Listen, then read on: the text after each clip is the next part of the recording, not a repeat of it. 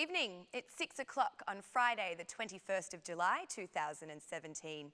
Welcome and thank you for joining us tonight for the English edition of Aura News, bringing you the day's national top stories translated into English 6 days a week. Despite a year having passed since the Albanian Parliament voted in the judicial reform with 140 votes in favour, the citizens are still waiting for its implementation. The reform was voted on after more than 18 months of work by the Ad Hoc Commission, with mediation from the United States and the European Union. Parliament approved the reform with a historic 140 votes at midnight on July 21, 2016. But the action to apply the reform has been hampered with legal appeals. The reform had the vetting law as its foundation, which will result in the evaluation of judges and prosecutors. It was exactly this law that divided the majority from the opposition, destroying their consensus for the reform.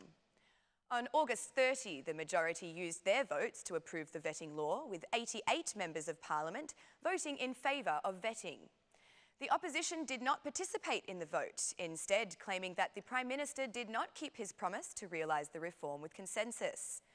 Fearing that the law would give the Prime Minister the right to take control over justice, the opposition appealed the vetting law to the Constitutional Court on September 21st.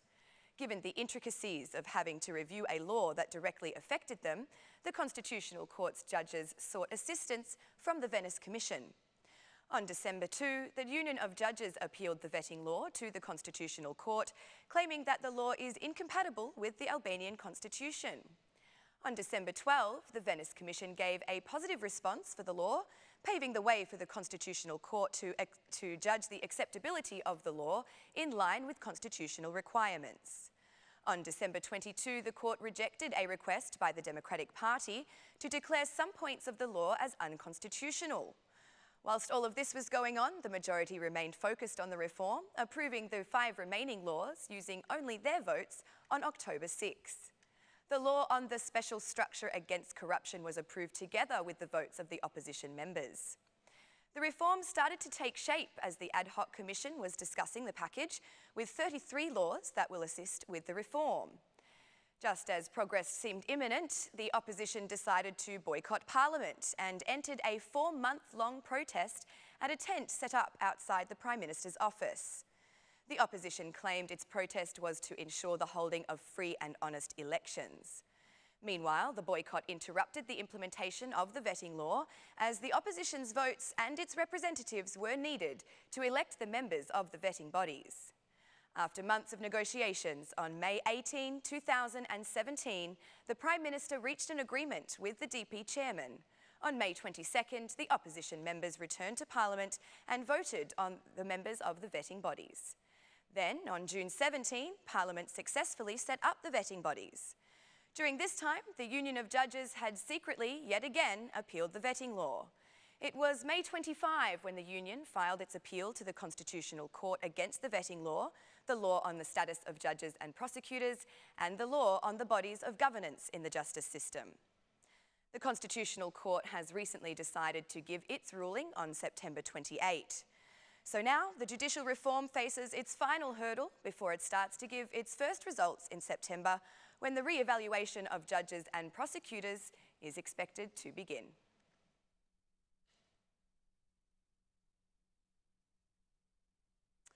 Around 104,000 members of the Democratic Party will vote tomorrow for the new Democratic Party chairman. The voting centres will open at 8 in the morning and will close at 7 p.m. The Electoral Commission of the Democratic Party has taken all necessary measures, and the DP branches have already the electoral materials needed for the elections. The chair of the Electoral Commission explained that there is a guidance which allows members to vote even if they do not have their name on the list of voters. The chair of the Commission said that the guidance was issued by the Commission for the administration of elections. Though he avoided making any political comments, the chair of the DP's Electoral Commission did not express optimism regarding a high participation in these elections. According to him, a significant number of the Democratic Party's members are actually living abroad. The 73 voting centres will remain open until 7 p.m, and then the ballots will be sent to the Democratic Party's headquarters, where the counting of votes will be conducted. Meanwhile, the voting papers have already been printed, with Lulzim Basha listed first, followed by Edward Selami.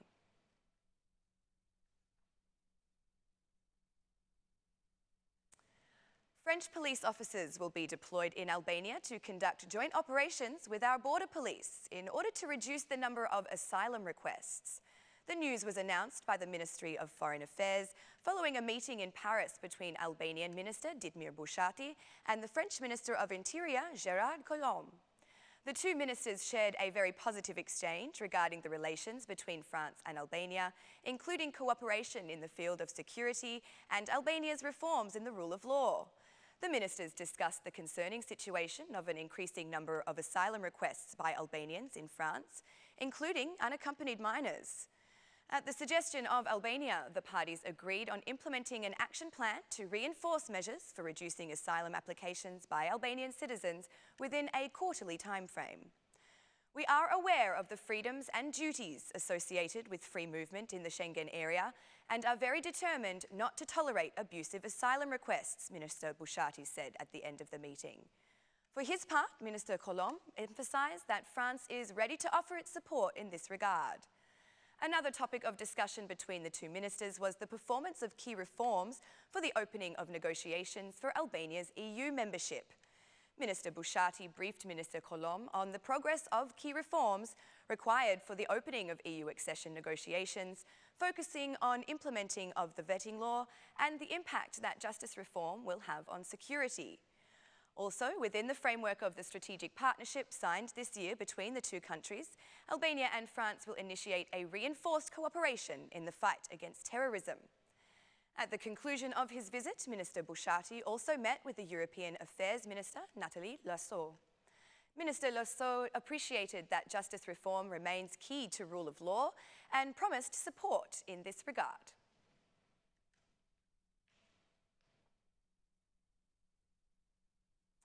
Italian Ambassador Mr. Alberto Cutillo paid a visit to the General Directorate of State Police, which is also the technical scientific laboratory of the Italian police, the Guardia di Finanza.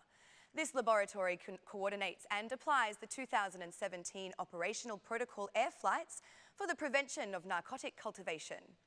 The General Director of State Police, Mr. Ciacco, thanked the Italian government for the support, the Ministry of Interior, and all the staff of the Italian Police Laboratory for identifying, locating, and destroying narcotic plants, even in the most remote areas where airborne monitoring is the most important.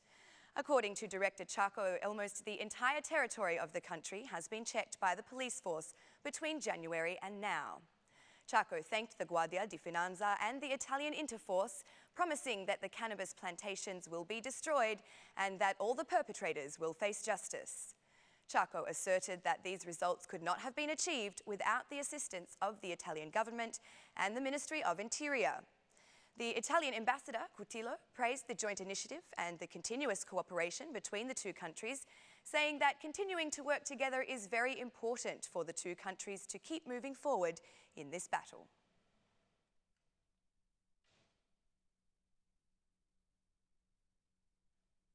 The EU ambassador to our country, Romana Vlahutin, visited the city of Korça today to inspect the progress of projects supported by the EU office and to discuss new projects, especially in tourism. After visiting the newly reconstructed theatre, the EU ambassador, who was accompanied by the city's mayor, put emphasis on the importance of cooperation through projects that will have an impact on economic growth.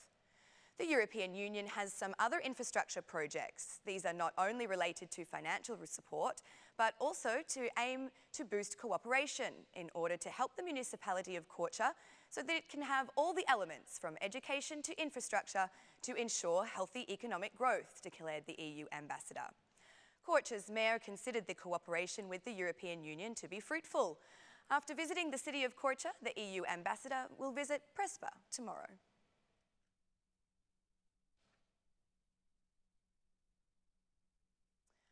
According to the Civil Emergency Service, 8 fires have erupted in the past 24 hours across different areas of the country, including in Shkodra, Vlora, Berat, Tirana, Gjirokasta and Fier.